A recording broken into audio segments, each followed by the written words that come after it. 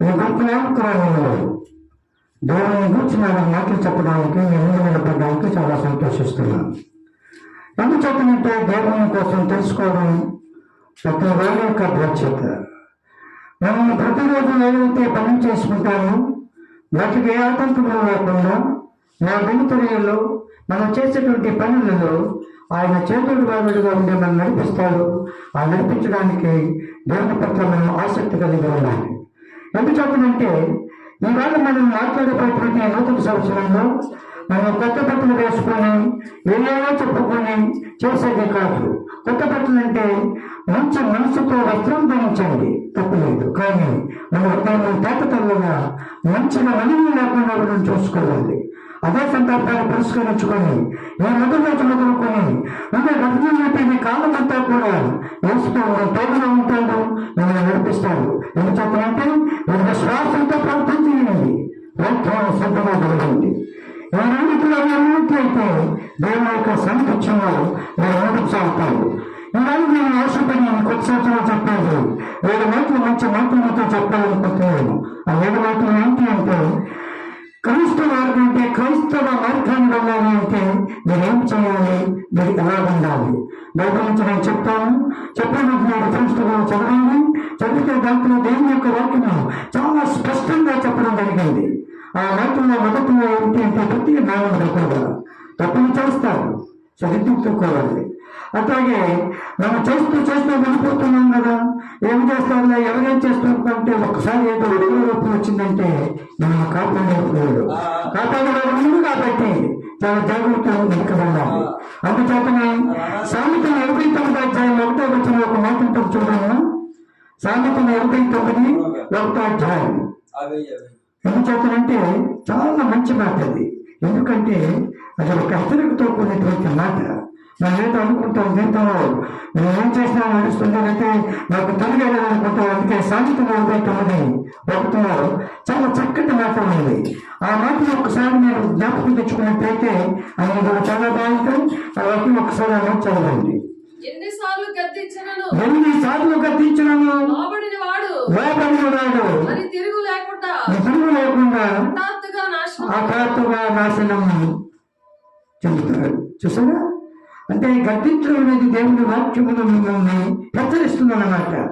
ఈనాడు క్రైస్తవ మార్గానికి వెళ్ళడానికి చక్కటి 7 మాటలు చాలా చాలా మంచి మాటలండి. మొదటి మాటగా ఏంటంటే, ఎవరైనా సరే మనము వెలుగులో నడవాలి. వెలుగులో నడడం అంటే యథార్థంగా ఉండమని అర్థం. చీకట్లో నడమంటే చెడు పనులు చేసేవారు చీకట్లో నడుస్తారు. ఎందుకో వెలుగు దేవుడు వెలుగై ఉన్నాడు కాబట్టి వెలుగులో నడమన్నాడు. దానికి మేము చూసుకున్నట్లయితే మొత్తం విషయాలుగా ఆ వాక్యానికి 1వ యోహాను 1:7 చాలా క్లియర్గా చూడండి. 1వ యోహాను 1:7 చాలా చక్కటి మాట రాశాడు. ఎందుకు చెప్తుందంటే దేవుని యొక్క వాక్యము ప్రతిదీ కూడా చాలా తేటతనంగా బైబిల్లో ఉంటుంది. 1వ యోహాను 1:7 చదవాలి ఒకసారి. అయితే ఆయన వెలుగులో ఉన్న ప్రకారము మనమును వెలుగులో నుండిన ఎడల మనము అన్యోన్య సహవాసము గలవారమై ఉందుము. అప్పుడు ఆయన కుమారుడైన యేసు రక్తము ప్రతి పాపము నుండి మనల్ని పవిత్రులుగా చేయను. ఆమేన్. ఎందుకు చెప్పనంటే దేవుని జీవితంలో గడిపినట్లయితే ప్రతి పాపం నుండి మనకు విడుదల చేస్తాడు. అందుచేత దేవుని వాక్యము ఇక్కడ చెప్పినట్టుగా చాలా సంతృప్తంగా ఉంది కాబట్టి వెలుగులో నడవాలి. ఓ సహోదరు, ఓ సోదరుగా వెలుగులో వచ్చినట్లయితే మీ జీవితం ఎంతో సంతోషంగా ఉంటారు. అంతేకాకుండా ఈ నూతన సంవత్సరం నడవలేదు మొదలుకొని ఆఖరి వరకు వచ్చినటువంటి డిసెంబర్ 31వ తారీఖు వరకు కూడా దేవుని మర్చిపోకుండా వెలుగులో ఉంటారు కాబట్టి ప్రకాశవంతమైన జీవితం గడపడానికి అవకాశం ఉంటుంది. ఇక 2వ మాట కనుక చూసుకున్నట్లయితే ప్రతి మానవుడు కూడా ప్రేమలో నడవాలి. ప్రేమ చాలా గొప్ప మాట. అది దేవుడు మనం ప్రేమిస్తున్నాడు. అందుచేత మనం ఇంకా ఆనందంగా ఉన్నాం. ఆ ప్రేమ లేకపోయినట్లయితే ఏనాడు నశించుకునేది వాళ్ళు. రచించిన దాని వెనుక రక్షించుడితే మనిషికున్నాడు. ఈ లోకముల కోసం దేవుని వాక్యం చెప్తుంది. అందుచేతనే ఒకసారి నేను చూడండి, ఎఫెసీయులకు రాసిన పత్రిక 5వ అధ్యాయం 2వ వచనంలో ప్రేమ ఎప్పుడు ఎంత గొప్పదో ఇక్కడ కల్పతంగా చెప్పడం జరిగింది. ఎఫెసీయులకు రాసిన పత్రిక 5వ అధ్యాయం 2వ వచనం, క్రీస్తు మిమ్మల్ని ప్రేమించి క్రీస్తు మిమ్మల్ని ప్రేమించి పరిమళ వాసనగా ఉండుటకు మన కొరకు తన్ను తాను దేవునికి అర్పణగాను బలి కాదు అర్పించుకొనెను. అలాగుననే మీరును ప్రేమ కలిగి నడుచుకొనుడి. ఎంత చక్కటి మాట చూడండి ఒకసారి. ప్రేమ కలిగినట్లయితే ఆదరించుకుని ఉంటుంది. నీకు ప్రేమించే తప్పైతే ఎంతో ఆస్వాదించబడతావు. మిమ్మల్ని నీ పొరుగులను ప్రేమించమన్నాడు. నేను ప్రేమిస్తున్నాను. ఆలోచించండి. ప్రేమ వల్ల ప్రతి గొప్పది ఏసాయ ప్రేమ తత్వం కలవాడుగా పుట్టాయి. ఇవాళ కూడా సృష్టించిన ఏ మనిషి కూడా నశించిపోతున్న మనుషుల కోసం ఆయన మన ప్రేమగా ఆహ్వానిస్తున్నాడు. రానే నా దగ్గరికి రండి. నేను ఎలాగైతే మిమ్మల్ని ప్రేమగా చూస్తున్నాను, ఇతని పట్ల కూడా మన ప్రేమగా ఉన్నారు. అలాంటి ప్రేమ ఉన్నట్లయితే తప్పనిసరిగా మనం ఆస్వాదించబడతాం. వాటికి చాలా స్పష్టంగా ఉంటుంది. అందుచేత మొదట చూసినటువంటి మార్గము వెలుగులో నడడం, రెండవ మార్గము ప్రేమలో నడవాలి. మూడవ మార్గం ఏంటంటే మనము ఆత్మలో నడవాలి. ఆత్మలో ఉండటమంటే చాలా కష్టతరమైనటువంటి పని. ఎందుచేతంటే ఆత్మ ద్వారానే ఏదో క్రియలు జరుగుతాయి, కానీ మన మిగతా విషయంలో ఏది కూడా సఫలీకృతం అవదు. ఆత్మ ద్వారానే ఉండాలంటే గలతీయులకు రాసిన పత్రిక 5వ అధ్యాయం 16వ వచనంలో ఆత్మ ఎలా ఉంటుందో, ఆత్మ యొక్క ప్రభావం ఉంటుందో చెప్పడం జరిగింది. గలతీయులు 5:16 ఒకసారి సమయంలో మనుష్యులు మీ సత్క్రియలను చూచి పరలోకమందున మీ తండ్రిని మహిమపరచునట్లు వారి ఎదుట మీ వెలుగును ప్రకాశింపనివ్వండి. ఆత్మలో వెలుగుంటే గలతీయులు 5:16 చూడండి. గలతీయులు 5:16 ఆత్మలో నడవాలి. గలేషియన్స్ 5:16 Galatians chapter 5:16 నేను చెప్పినది ఏమనగా ఆత్మానుసారముగా నడుచుకొనుడి. అప్పుడు మీరు శరీరేచ్ఛను నెరవేర్చరు. శరీరంలో చాలా మార్పులు తీసుకు శరీరము ఇష్టము కోరుకున్నట్టు ఆత్మ పవిత్రంగా కోరుకుంది. అందుకే ఆత్మీయమైన జీవితానికి శరీరానికి ఉంటున్నటువంటి శరీరాంశాలను నేర్చుకునేదానికి కూడా 2 భిన్నమైన మార్గాలు. కాబట్టి శరీరానుసారమైనటువంటి మార్గాన్ని కూడా నడవకుండా ఆత్మ మార్గంలో నచ్చినట్లయితే దేవుడికి ఎంతో తోడుగా అన్ని క్రియలు చేస్తారు. కాబట్టి సోదరులు శరీరమన్నారా, మీరందరూ కూడా ఆత్మలోనూ ఆత్మ ద్వారా వెలగడానికి ప్రయత్నం చేయండి. అది వెలుగుదల సాధ్యం అవుతుంది. వెలుగుదంతో మాట్లాడతారు. ఎందుకు ఆనందండి నెట్వర్క్ సృష్టి ఆవిర్భావం ఉంటే ఎంతో మంది మహాభక్తులైనటువంటి వాళ్ళు, విశ్వాస పాత్రులైనటువంటి వాళ్ళు, ప్రార్థనా పరులైనటువంటి వాళ్ళు దేవుడు వెలుగులో వచ్చారు. కాబట్టి ఇవాళంతా చాలా సంతోషంగా ఉంటాం. ఎందుకంటే మనం మర్చిపోయాం, దేవుడు మనం మర్చిపోయాడు. అందుకనే ఇవేమి ఆయనకి ఏమి ఇవ్వనవసరం లేదు. నేను హృదయాన్ని ఇస్తే చాలు. ఒక వెలుగులో నచ్చినట్లయితే చక్కటి మార్గం ఇది.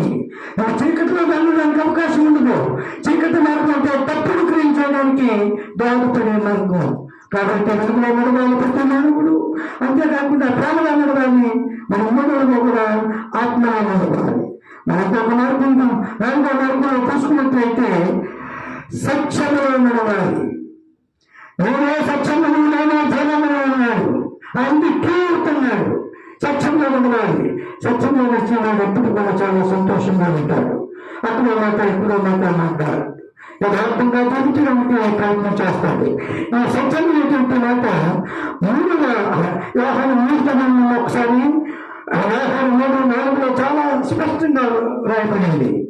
3 పత్రిక, వ్యవహార పత్రిక 3:4 సత్యంలో ఎలా నడవాలో చెప్పాలి. సత్యము, నీవు సత్యమును అనుసరించి నడుచుకొనుచున్నావు గనుక నువ్వు సత్యమును అనుసరించి నడుచుకుంటున్నావు కనుక సహోదరులు వచ్చి నీ సత్య ప్రవర్తన గూర్చి సాక్ష్యము చెప్పగా విని బహుగా సంతోషించి నేను బహుగా సంతోషించి తిని. చూసాను ఎంత చక్కటి మాట.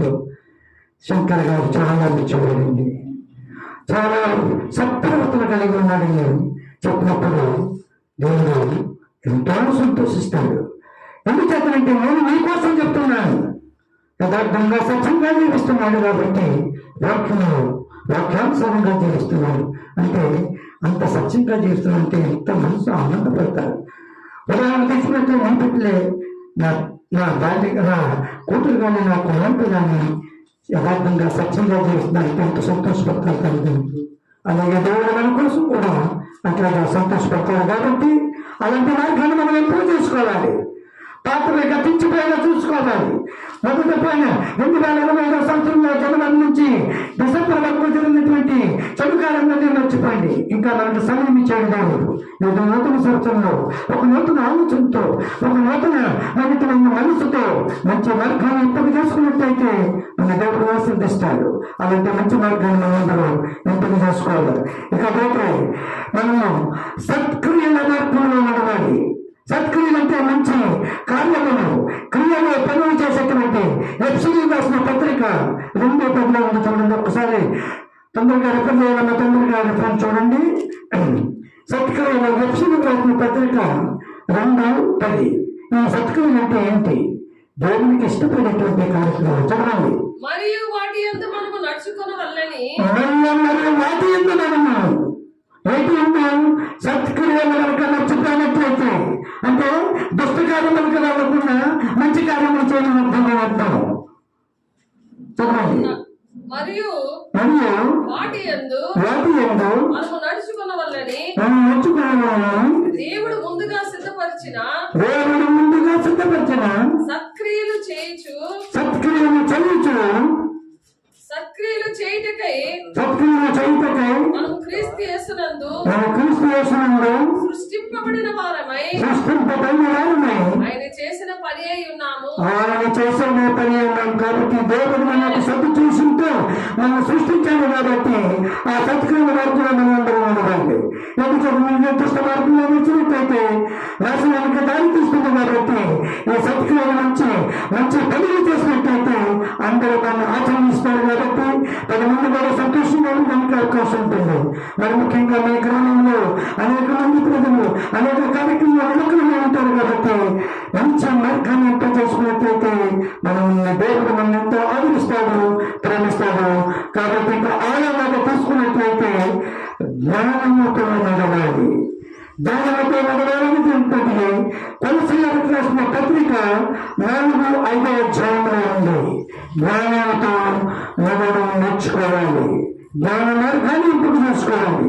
కొలసీలకు చదవడం కొలసీలకు రాసిన పత్రిక 4వ అధ్యాయము 5వ వచనంలో తప్పుతున్నాం దాని కోసం చెప్పబడింది. సమయము పోనీయక సద్వినియోగము చేసుకొనుచు సంగమునకు వెలిపెట్టి వారి ఎడల జ్ఞానము కలిగి నడుచుకొనుడి.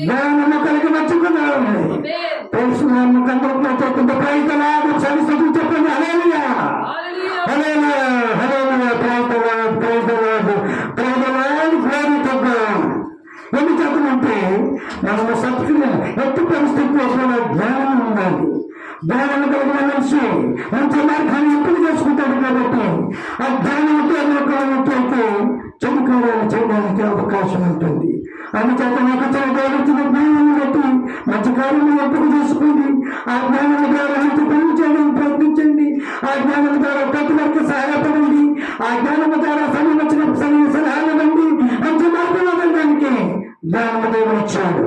ప్రతి వాళ్ళు చదువుకునేవాడు కానీ చదువుకోలేని వాడు కానీ జ్ఞానం ఇచ్చాడు కాబట్టి ఆ జ్ఞాన మార్గాన్ని ఎంపిక చేసుకున్నట్లయితే మన జీవితంలో మంచి ఆనందం మనం పొందగలుగుతాము. మన చెడు నుండి మనం విడిపింపబడతాము. చెడు మార్గానికి వెళ్ళకుండా అవకాశం కలుగుతుంది. దాన్ని జయించాలి అంటే నువ్వు వాక్యము చదువుతుంటూ సమయం వాక్య ధ్యానం చేయాలి. సమయం ప్రార్థన చేయండి. అలా చేసినట్లయితే దేవుడు మమ్మల్ని ఆశీర్వదిస్తాడు. ఇక చివరిగా క్రీస్తు మార్గంలో ఉన్నటువంటి ఏదో మార్గము జ్ఞానుల వలె నడుచుకునగలము. మీకు జ్ఞానం ఉంటుంది కదా, అలాగే జ్ఞానం చెప్పినటువంటి జ్ఞానం మంచి జ్ఞానం కలిగి ఉంటారు కాబట్టి జ్ఞానంలో నడుచుకోవాలి. అదే ఎఫ్సీలు రాసిన పత్రిక 5వ అధ్యాయము 15-16 ఒకసారి చూడండి. జ్ఞానుల వలె నడుచుకోగలను, జ్ఞానుల వలె నడుచుకోగలను. దినములు చెడ్డవి గనుక మీరు సమయమును పోనీయక వినియోగము చేసుకొనుచు జ్ఞానుల వలె కాక జ్ఞానుల వలె నడుచుకొనున్నట్లు జాగ్రత్తగా చూచుకొని ప్రయత్నం. ఎంత చక్కటి మాట. జ్ఞానుల మంచి మార్గాన్ని వెళ్తారు. అలానాడు యేసుక్రీస్తు పుట్టినప్పుడు కూడా నేను జరుపుకున్నటువంటి క్రిస్మస్ రోజున ఆ జ్ఞానులు జాగరూకతో వచ్చారు. వచ్చి అమ్మమైన కానుకొని సమర్పించడం జరిగింది. ఆ జ్ఞానుడు ఏం చేస్తాడు? దాని యొక్క విలువ తెలియదు కాబట్టి రకరకాలుగా ప్రవర్తిస్తాడు. అందుచేత మంచి మార్గం వెళ్ళాలంటే వాళ్ళ సూచనలు తీసుకోవాలి. వాళ్ళ పట్ల వాటిని ఎప్పుడు చెప్పినట్లయితే వినాలి. వాళ్ళ మాటలు వినాలి. వాళ్ళ మాటలను అవగాహన చేసుకోవాలి. వాళ్ళ మాటలను ప్రయత్నించాలి. సహోదరుగా ఎందుచేతంటే ఈ కొత్త సంవత్సరంలో మీ అందరికీ నేను విన్నపం చేస్తున్నాను యేసు నామమును బట్టి. ఎందుచేతనంటే యేసును ఎవరైనా మర్చిపోండి కానీ దేవుని మాత్రం మర్చిపోకండి. బయటికి వెళ్ళినప్పుడు చిన్న ప్రార్థన చేసుకుని వెళ్ళండి. ప్రభావంగా ఈ కార్యక్రమం మీద నేను బయటకు వెళ్తున్నాను, ఆ కార్యక్రమం సఫలీకృతంగా చేయండి. ఎందుచేతంటే నీకు జ్ఞానం ఇచ్చాడు. ఎప్పుడు ఏ మాట పలకాలో, ఎప్పుడు ఏ కార్యం చేయాలో, ఎప్పుడు ఏ విధంగా ప్రవర్తించాలో, ఎప్పుడు దైవ సేవకుల పట్ల ఏ విధంగా ఉన్నామో నేర్చుకోండి. అంతేగాని నాకు అన్నీ తెలుసు, నాకు తెలుసు ఒకటో పని ఉంది అనుకుంటే దేవుడు బైబిల్లో ఒక మాట చెప్పాడు, నాకు జ్ఞానం ఉన్నది పెద్ద విన్నట్లయితే నేను తోచలేదు అన్నాడు. కాబట్టి సహోదరులారా ఈ నూతన సంవత్సరాలు నిరంతరం సంతోషంగా ఉండండి. నిరంతర రక్షణ మార్గంలో ఉండండి. నిరంతరం మంచి మార్గంలో ఉండాలి. నిరుగంలో జీవించాలి. ప్రేమలో నడవాలి. సత్యరాజు ఉంచాలి. సత్క్రియలు చేయాలి. సత్ప్రవర్తన కలిగి ఉండాలి. అంతేకాకుండా జ్ఞానం కలిగిన వాళ్ళు ఉండాలి. జ్ఞానం కలిగిన దేవుడు వాక్యంతో జ్ఞానాన్ని సంపాదించండి.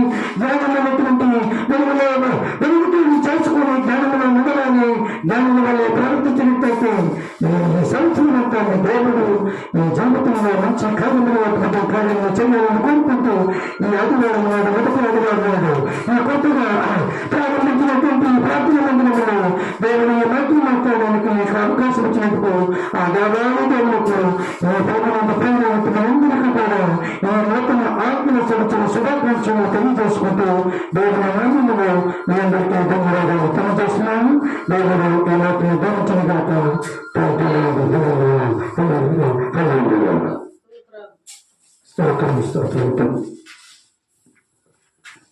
దేవునికి వందనాలు. దేవుని మాటలు చెప్పిన మరి దేవుని బిడ్డకి దేవుని వందనాలు చెల్లిస్తూ మరి ప్రార్థన చేసుకుందాము. చివరి ప్రార్థన. పరిశుద్ధాత్మ దేవ ఈ మహిమగల నామములో ప్రభా ఇదిగో ఈ గ్రామ ప్రజల విషయంలో అయా తండ్రి మీరు ఎంతగానో ప్రేమించి ప్రభా నీ మాటలు అయా వెల్లడి అవటతోడనే వెలుగు కలుగును, అది తెలివి లేని వారికి తెలివి కలిగించదని చెప్తున్నా ప్రభు. అయా నా తండ్రి నీకు వందనాలు, స్తోత్రాలు. ప్రతి ఒక్కరికి నీ జ్ఞానంతో నింపండి, నీ మహిమతో నింపండి, నీ అభిషేకంతో నింపండి ప్రభా. నా తండ్రి నీ బిడ్డలకి నా తండ్రి నాయన అయా తెలియదు ప్రభా. ప్రతి ఒక్క బిడ్డను క్షమించండి, కనుకరించండి. ఏ ఒక్కరూ నశించుకోవడం నీకు ఇష్టం లేదు ప్రభా. ఇదిగో నాయన ఒకరు సేవ చేస్తున్నా నీకు మాత్రం మీరు మీ ఆటలో పెట్టుకుంటూ మీరు తీసుకొని వచ్చారు నా తండ్రి. అయా మీరే నూతన సంవత్సరంలో అయా నూతన జీవితాలు ప్రతి ఒక్కరికి దయచేయండి ప్రభా. ప్రతి ఆటంకాలు యేసు నామములో తొలగిపోవాలి గాక, మహిమగల నామములో తొలగిపోవాలి గాక. ప్రతి ఆత్మను ప్రభా పరిశుద్ధాత్మడాన్ని సన్నిధానం ఉంచండి. ప్రతి ఒక్కరు ప్రభా నా తండ్రి శాంతి సమాధానం నెమ్మదితో ప్రభా అయా తండ్రి మీ రాజ్యానికి వారసులుగా ఉండడానికి సత్య మార్గములను నేను నడవడానికి మీ రక్షణ భాగ్యము ప్రతి ఒక్కరికి దయచేసి మీరు దీవించి ఆశీర్వదిస్తున్నందుకు వందనాలు స్తోత్రాన్ని చెల్లిస్తూ యేసయ్య పరిశుద్ధ నామములో బ్రతుకులారు వేడుకుంటున్నాను తండ్రి. ఆమేన్. తండ్రి యొక్క దీవెన, కుమారుని యొక్క కృప, పరిశుద్ధాత్మ యొక్క నిత్య సహవాసము సదాకాలమున తండ్రి నాన్న ఆయన తోడు నుండి ప్రతి ఒక్కరికి నడిపించిన దాకా. ఆమేన్. దేవునికి మహిమ కలుగును గాక. దేవుని వందనాలు. దేవుడు ఇచ్చిన మంచి మాటలు బట్టి మరి ఆదివారం దినమున మరలా దేవుని సాక్ష్యాలతో మరి దేవుని నామాన్ని మహిమపరుచుకుందాము. దేవునికి స్తోత్రం.